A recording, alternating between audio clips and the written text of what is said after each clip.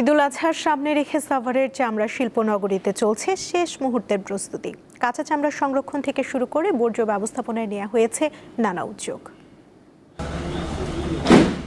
দেশে প্রতি বছর প্রায় ১.৫ কোটি গবাদি পশুর চামড়া সংগ্রহ করেন ট্যানারি ব্যবসায়ীরা, যার বেশিরভাগ আসে কুরবানির পশু থেকে। ঈদুল আজহা ঘনিয়ে আসায় ব্যস্ত হয়ে উঠেছে সাভারের বিসিক চামড়া শিল্পনগরী। কাঁচা চামড়া সংরক্ষণের জন্য প্রয়োজনীয় প্রস্তুতির পাশাপাশি চলছে যন্ত্রপাতি পরিষ্কার পরিচ্ছন্নতার কাজ।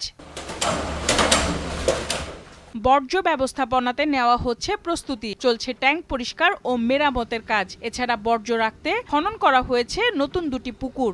কোরবানি উপলক্ষে আমরা পুরাতন কাজগুলারে আবার মেরামত করতেছি। ড্রেনের কাজ করতেছি, হাউজের কাজ করতেছি। ঢাকার বাইরে থেকে 10 দিন চামড়া আসবে না।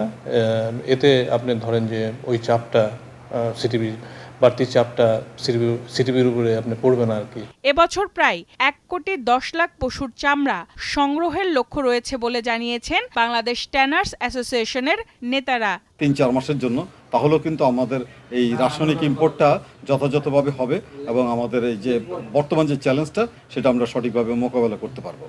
ঈদে কাঁচা চামড়া পরিবহন ও নিরবিচ্ছিন্ন বিদ্যুৎ সরবরাহ নিশ্চিত করার কথা জানিয়েছে বিসিক কর্তৃপক্ষ। এবং নিরবিচ্ছিন্ন বিদ্যুৎ প্রদানের জন্য গত শুক্রবারে পুরোবেলা বিদ্যুৎ কর্তৃপক্ষ এখানে কাজ করেছে। প্রত্যেকটা লাইন, প্রত্যেকটা ফিডার, প্রত্যেকটা সাবস্টেশন চালু আছে কিনা, ডিস্ট্রিবিউশন প্যানেল ওকে আছে কিনা, সেগুলো নিয়ে তারা কাজ করছে। সম্প্রতি চামড়া শিল্পনগরী পরিদর্শনে গিয়ে সব ধরনের সহযোগিতার আশ্বাস দেন শিল্পমন্ত্রী খন্দকার আব্দুল মুক্তাদির।